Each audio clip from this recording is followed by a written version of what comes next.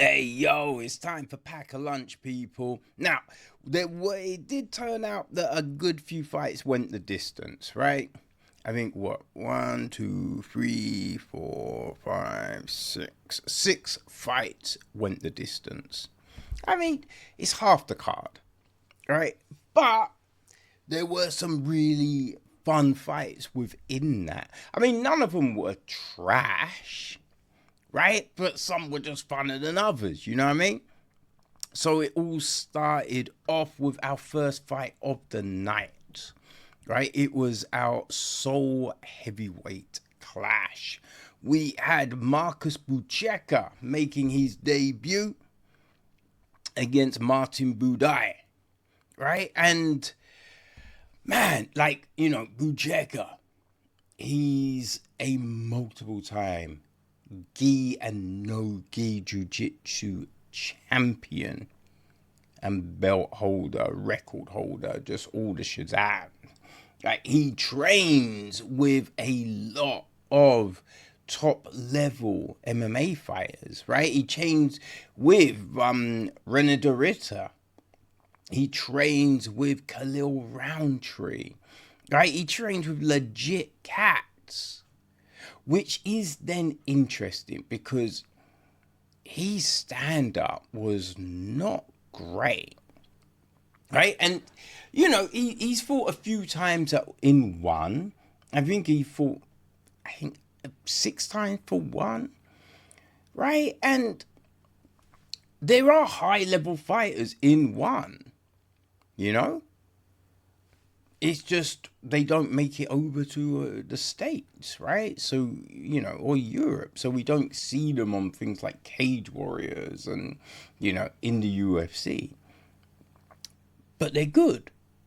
So it's surprising his stand up was so rudimentary.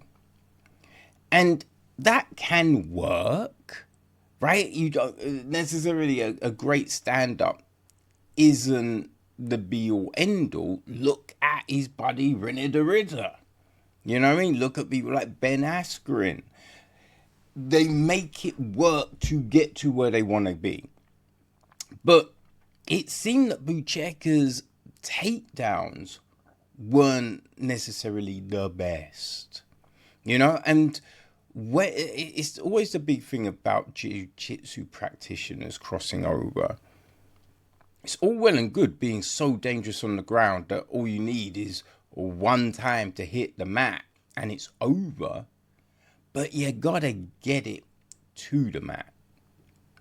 Right? And we have so many people not develop multiple, right? Multiple ways to get it down.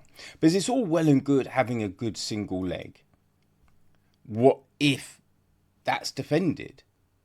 Right? What's your double leg like? What's your trips like? What is, you know what I mean? You need multiple entries, multiple ways.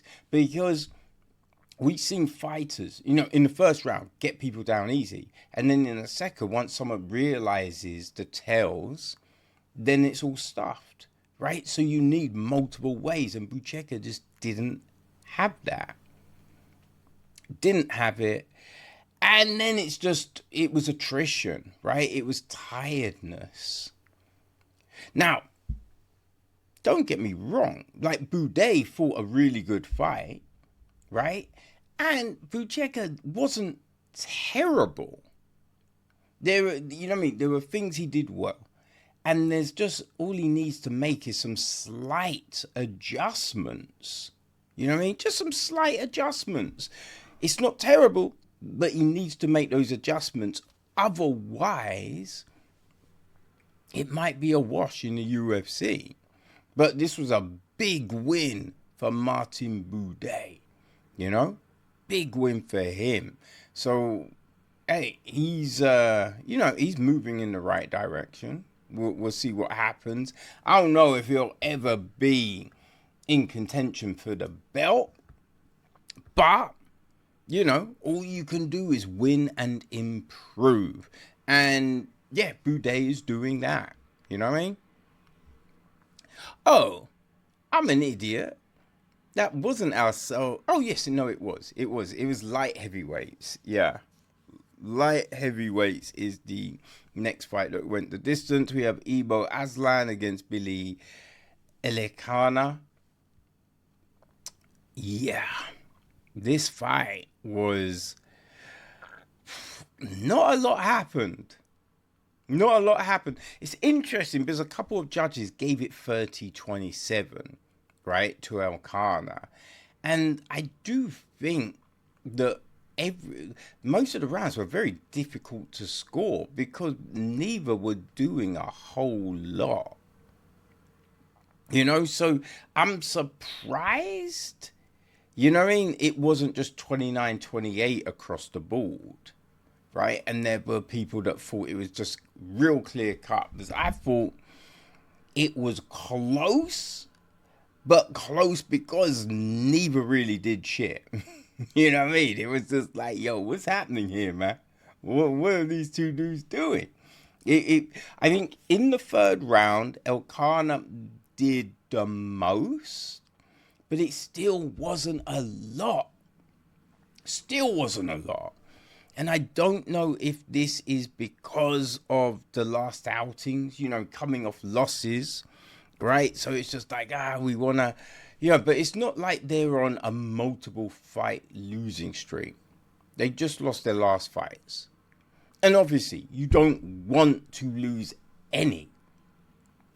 But it was just a little bit bizarre, the inactivity in there. There's the light heavyweight division. It's, you know, it's not as thin as it has been, but it's not uber deep. So you put in some good performances and who knows, right? So these are the opportunities.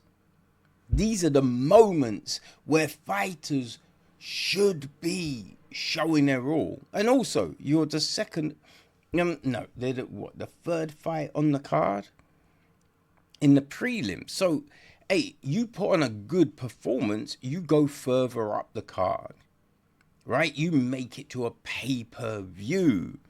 This weren't that performance, you know what I mean? This definitely weren't that performance. So next, we have the bantamweights, right? It's Damon Blackshear against Davy Grant. And yo, this fight, man. This fight, right? So it's odd from the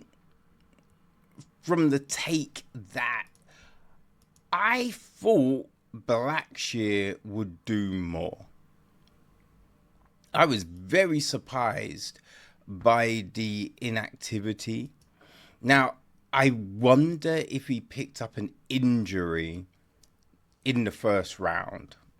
Because, like, the first round wasn't too bad, but after that, it was just, yeah, it didn't really do anything.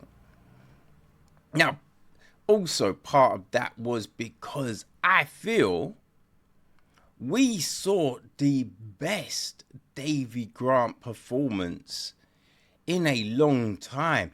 And this is, you know, he won his last fight, right? And that wasn't a shit performance. You know what I mean? Like, we've seen some very good performances from Davy Grant, right? The Adrian Yanez was a split decision. And you could say, you know, he won that one. You know what I mean? Like, he knocking out Jonathan Martinez. You know, we've seen some very good performances from Davy Grant.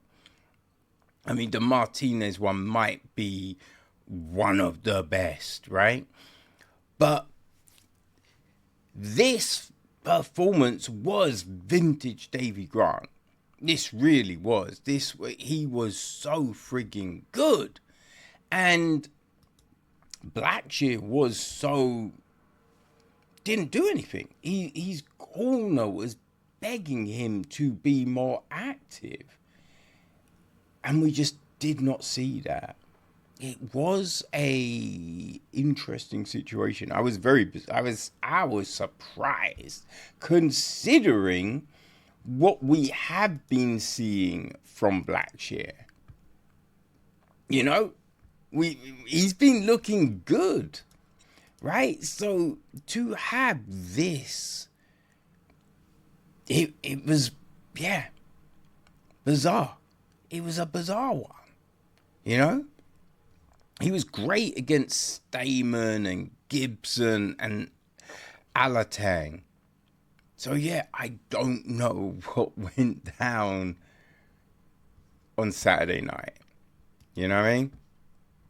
But that then took us to another bantamweight clash, and it was the bantamweight debut of Bryce Mitchell, as well as our headline prelim card fight, right? So Bryce fought Saeed Nurmagomedov, and I think this was a matter of attrition, right? I think the big thing with this was Bryce outlasted Saeed, because Bryce got hurt in the first round with the knee.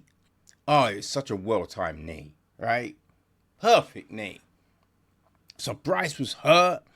Bryce was taken down. You know, there was a lot in this fight.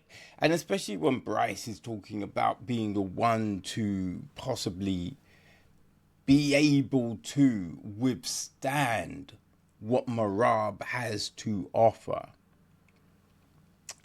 I don't think we saw it. We didn't see it on Saturday night, right? Especially the fact that he got taken down so easily a lot, right? And if Saeed's taking you down like that, Merab is going to maul you, you know? Now, Bryce, look, he scrambled well, right? He stayed safe on the bottom after being hurt. Right, you know, it wasn't a bust of a performance from Bryce Mitchell. No, we saw some good moments for sure. You know, and the first time at bantamweight doing that cut, all of that jazz, you know, it was okay. But I think he needs to work on some things, you know? I feel we've seen him defend takedowns better than we did on Saturday night. You know?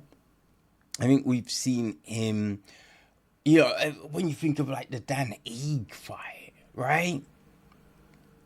You know what I mean? Being in the fire, landing good shots.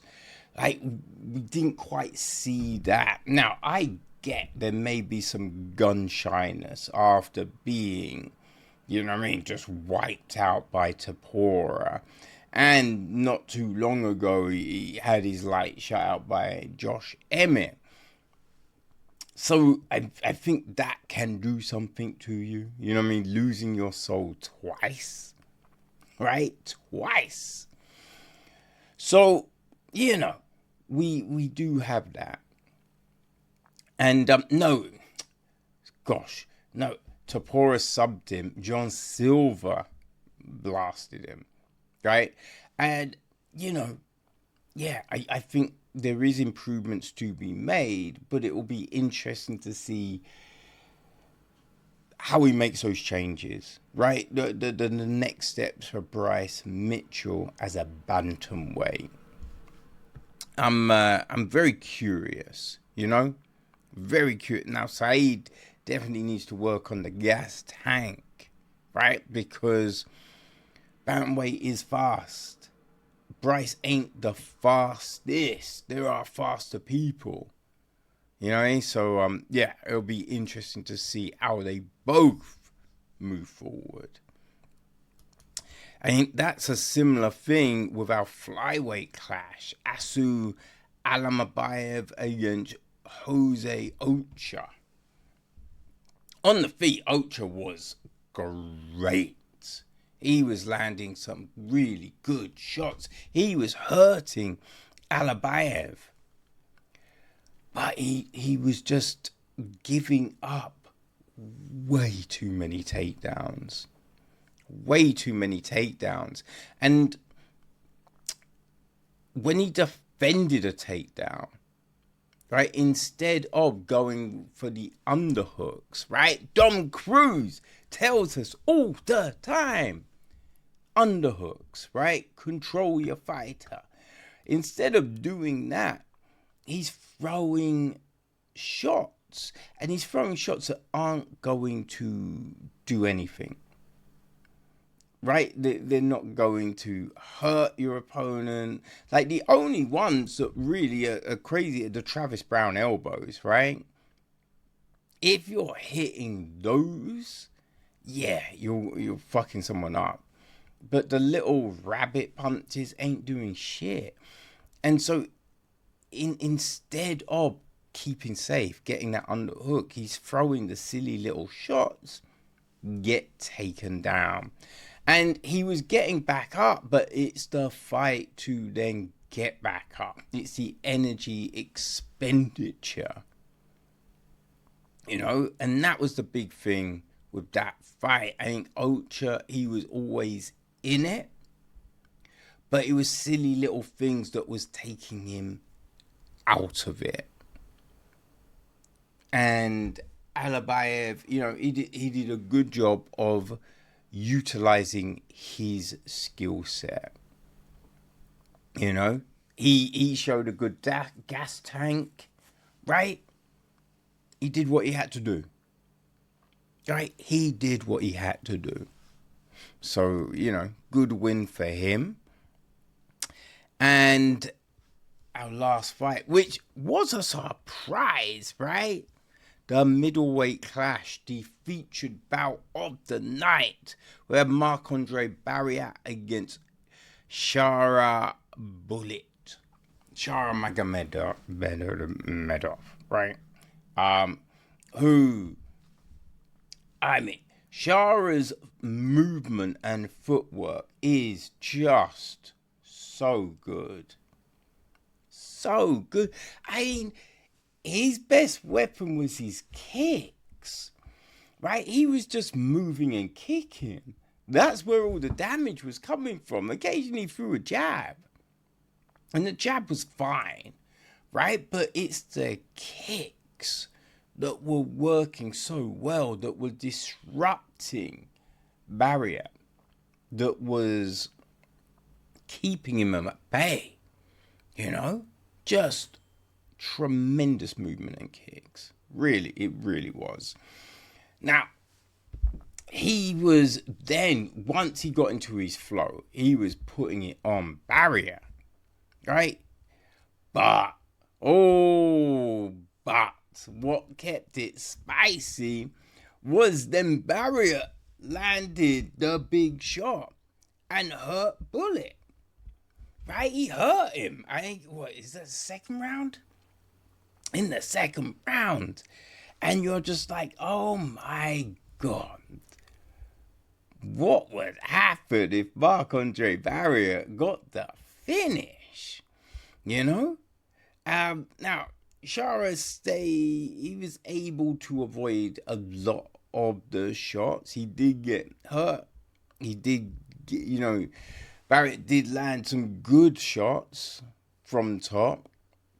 But Bullet, he was able to, avoid and get back to his feet. And then land some good shots on Barrier. So, man, it was good. It was good. That was the one big opportunity Barrier had, you know? So, as he wasn't able to capitalize on that, you did think he'd then slow down, right?